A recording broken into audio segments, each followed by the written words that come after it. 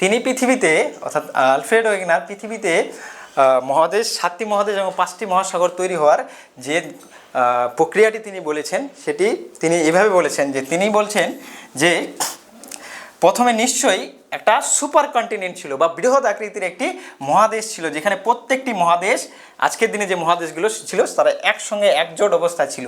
এটা তিনি বলছেন কার্বনিফেরাস পিরিয়ডে, কার্বনিফেরাস যুগে এমন অবস্থাটা ঘটেছিল। অর্থাৎ কার্বনিফেরাস যুগে এমন পেনজিয়া অর্থাৎ একটা সুপার কন্টিনেন্ট তৈরি হয়েছে এবং তাকে ঘিরে প্যান্থালাসা বা একটি বৃহৎ মহাসাগর ছিল, অর্থাৎ একটি মহাদেশ এবং একটি মহাসাগর। ওকে, দেখো তো কত ভালো হতো সেই সময়। আমরা দিদির সাইকেল নিয়ে কিন্তু এই ইন্ডিয়া থেকে আমেরিকা চলে যেতাম, সেখানে গিয়ে বান্ধবী বানাতে পারতাম ইজিলি সাইকেল চালিয়ে, হয় কি না? তোমাদের কিন্তু দারুণ সুবিধা হতো। তো এই কার্বনিফেরাসে তোমরা যদি থাকতে, এই কার্বনিফেরাস পিরিয়ডে গিয়ে তোমরা যদি থাকতে, তাহলে কিন্তু ইজিলি আমেরিকা চলে যেতে পারতে সাইকেল চালিয়ে, আমাদের এরোপ্লেনের কোনো প্রয়োজনই হতো না, রাইট? তো তিনি এইভাবে বলছেন যে গোটা পৃথিবীতে আসলে নিশ্চয়ই সবগুলো কন্টিনেন্ট এক জায়গায় ছিল। সেই কারণেই যে গ্লাস অফ টরিসের কথা বললাম, সেই কারণে গ্লাস অফ টরিস এই প্রত্যেকটা ল্যান্ডের মধ্যেই বা প্রত্যেকটি তোমাদের বলতে পারো তো মহাদেশের মধ্যে দেখতে পাওয়া যাচ্ছে। ওকে, তার সঙ্গে তাহলে এই রিজিড যে মাস বা প্যানজিয়া বলছি, এই প্যানজিয়া থেকে বর্তমান অবস্থায় আমাদের মহাদেশগুলো কিভাবে আসলো, চলো দেখে নিই কীভাবে এসেছিলো। তিনি বলছেন পারমিয়ান পিরিয়ডে, অর্থাৎ কার্বনিফেরাস পিরিয়ডের পরে আসে পারমিয়ান পিরিয়ড, যেটা প্রায় আজ থেকে 22.5 কোটি বছর আগে, 22.5 কোটি বছর আগে পারমিয়ান পিরিয়ডে এই প্যানজিয়া ধীরে ধীরে ফ্র্যাগমেন্টেড হতে শুরু করে, অর্থাৎ ভেঙে যেতে শুরু করে। এই 22.5 কোটি বছর আগে প্যানজিয়া ভাঙতে শুরু করলো এবং 20 কোটি বছর আগে বা 200 মিলিয়ন বছর আগে, যাকে আমরা ট্রিয়াসিক যুগ বলি, এই ট্রিয়াসিক পিরিয়ড যুগ হচ্ছে সেই সময় আমাদের যে ডাইনোসর ছিল সেই ডাইনোসরের যুগ বলা হয় এই ট্রিয়াসিক এবং জুরাসিক যুগকে। ওকে, এই ট্রিয়াসিক যুগে অর্থাৎ আজ থেকে প্রায় 20 কোটি বছর আগে এই পেনজিয়াটা দুটো ভাগে ভাগ হয়ে যায়। যে পেনজিয়াটার কথা আমরা বললাম, সে সুপার ল্যান্ডটার কথা বললাম, সেটা কিন্তু ফ্র্যাগমেন্টেড হয়ে দুটো ভাগে ভাগ হয়ে যায়। ওপরের যে ভাগ সেটাকে বলছি আমরা লরেশিয়া বা ইউরেশিয়া, উপরের ভাগটিকে আমরা বলছি ইউরেশিয়া, এবং নিচের যে ভাগটি রয়েছে সেটাকে আমরা কিন্তু বলছি গন্ডোয়ানা। কি বলি এটাকে? গন্ডোয়ানা ল্যান্ড। ওকে, তাহলে গোটা পেনজিয়াটা দুটো ভাগে ভাগ হলো। প্রথমত কোন পিরিয়ডে হয়েছিল এটা দুটো ভাগে ভাগ? সেটা হয়েছিল ট্রিয়াসিক যুগে। ওকে, অর্থাৎ আজ থেকে 20 কোটি বছর আগে। এবার যখন লরেশিয়া অ্যান্ড গন্ডোয়ানা দুটো ল্যান্ডে ভাগ হয়ে গেল, পরবর্তীতে তারা আবার প্রত্যেকটা মহাদেশ তাদের মধ্যে আবার ফ্র্যাগমেন্টেশন শুরু হয়, অর্থাৎ এই গন্ডোয়ানা আবার ভেঙে যেতে শুরু করে, ফার্দার এর ভাঙন শুরু হয়। এবং জুরাসিক পিরিয়ডে, যেটা কিনা আজ থেকে 13 কোটি বছর আগে, এই গন্ডোয়ানাটা ধীরে ধীরে ফ্র্যাগমেন্টেড হতে শুরু করে। দেখো, এটা সাউথ আমেরিকা, এই সাউথ আমেরিকা আলাদা হতে শুরু করেছে। এটা আমাদের আফ্রিকা ধীরে ধীরে উপরের দিকে উঠতে শুরু করেছে। এটা আমাদের ইন্ডিয়ান কন্টিনেন্ট, আজকে আমরা যেখানে ইন্ডিয়ান সাবকন্টিনেন্ট বলি, সেটা ধীরে ধীরে এশিয়ার দিকে বা ইউরেশিয়ার দিকে মুভ করছে।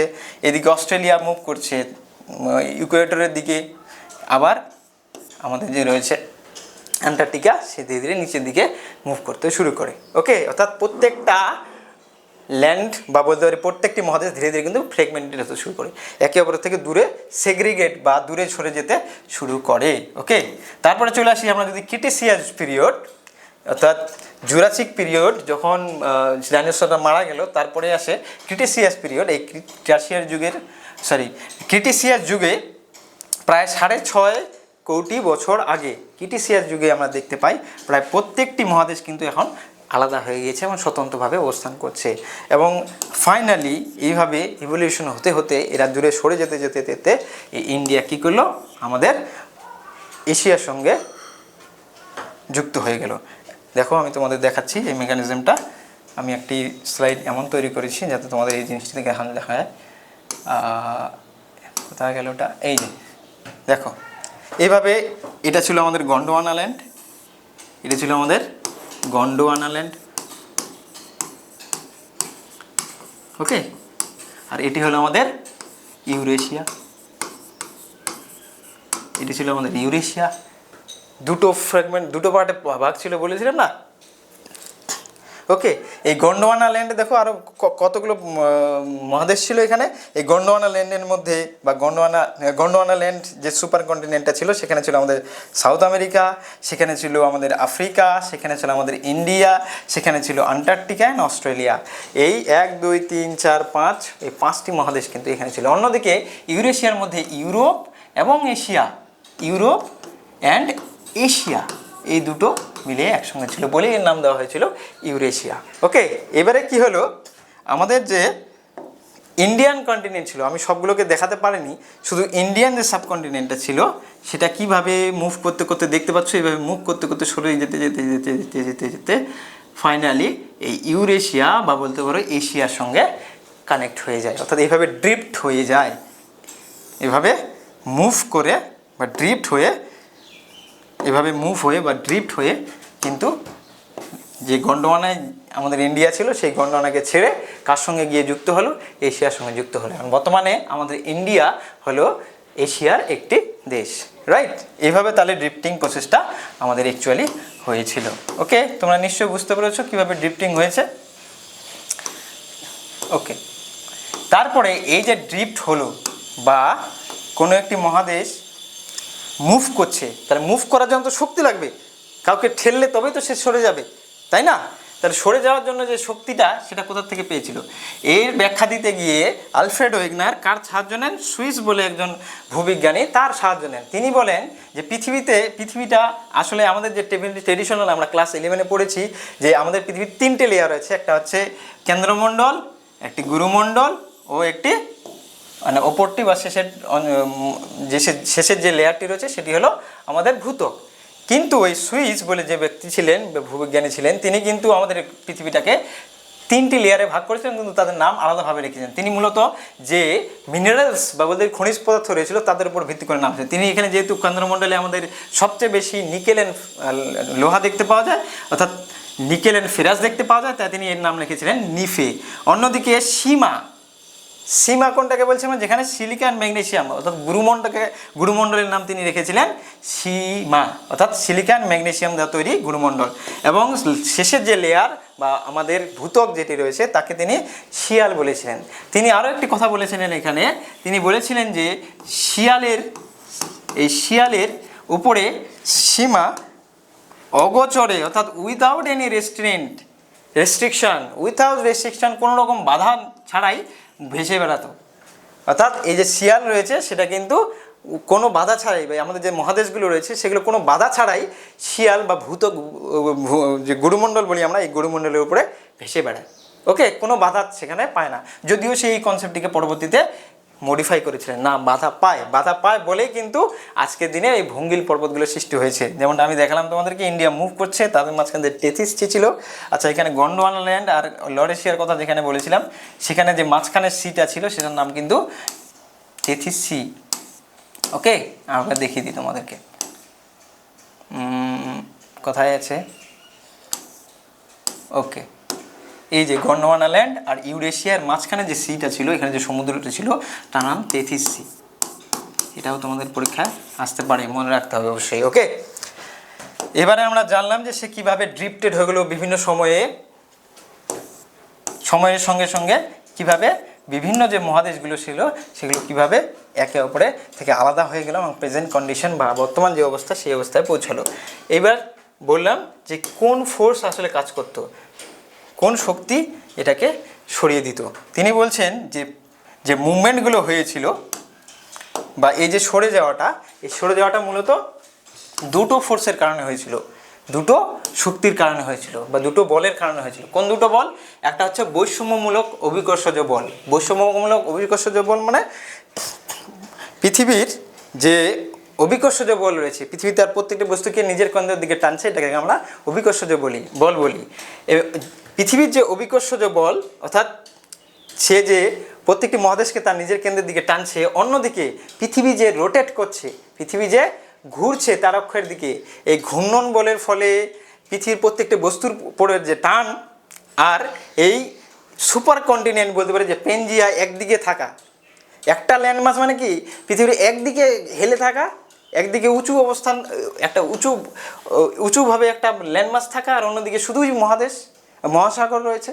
তাহলে কোনো একদিকে উঁচু, কোনো একদিকে নিচু, এর ফলে কী হবে, একটা ইমব্যালেন্স তৈরি হয়েছিল, যে ঘূর্ণন করছিল সে, তখন একটা ইমব্যালেন্স তৈরি হয়। যেমনটা আমরা জানি যে চায়নাতে যে ওয়ালটা তৈরি হয়েছে, চায়নার ওয়াল, গ্রেট ওয়াল যাকে আমরা বলি, সেই ওয়ালটা তৈরি হওয়ার কারণে নাকি পৃথিবীর ঘূর্ণন বেগ কয়েক গুণে বা কত পার্সেন্ট যেন কমে গিয়েছে। ওকে, এই ওয়ালটা তৈরি হওয়ার কারণে।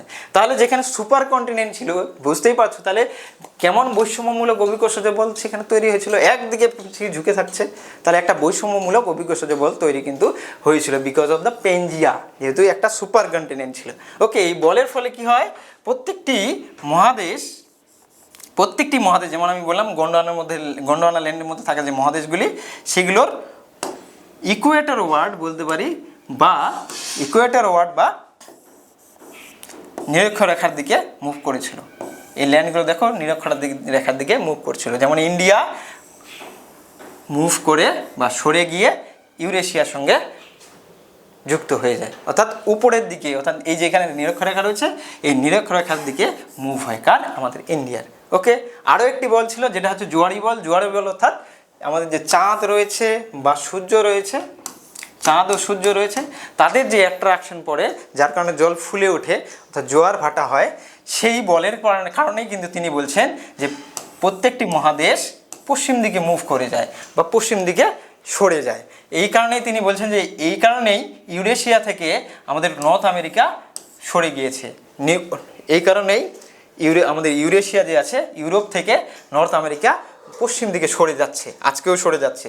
এই কারণে তিনি বলেছেন যে সাউথ আমেরিকা যে একসময় আফ্রিকার সঙ্গে অ্যাডজাস্ট হয়েছিল, সেই কিন্তু পশ্চিম দিকে সরে যাচ্ছে এবং মাঝখানে একটা মহাসমুদ্র তৈরি করছে, যাকে আমরা আটলান্টিক সি বলি।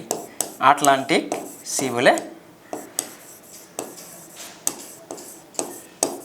আটলান্টিক মহাসাগর তৈরি হয় এই আফ্রিকা এবং সাউথ আমেরিকার মধ্যে।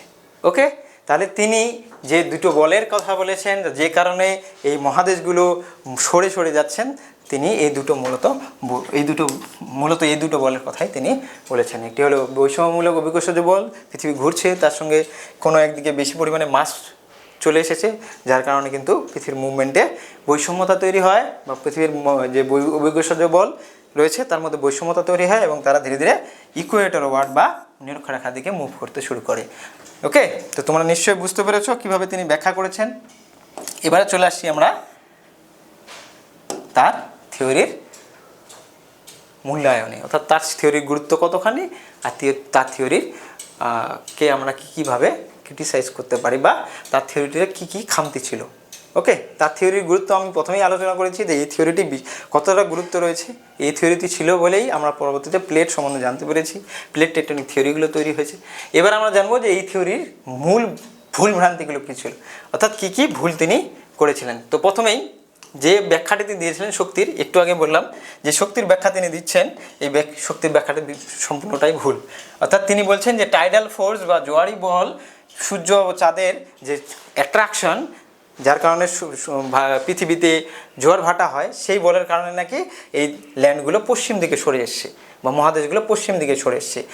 আমরা দেখতে পাবো যে পরিমাণে জোয়ারি বল সূর্য এবং চাঁদ পৃথিবীর উপর ফেলে, তার কয়েক হাজার গুণ যদি শক্তি বল প্রয়োগ করে, তাও কিন্তু একটা ল্যান্ডকে সরাতে পারবে না। তারপরে আরও তিনি বলছেন যে শিয়াল ও সীমার উপরে ভেসে থাকার তত্ত্বটি যে বলছে, শিয়ালের উপরে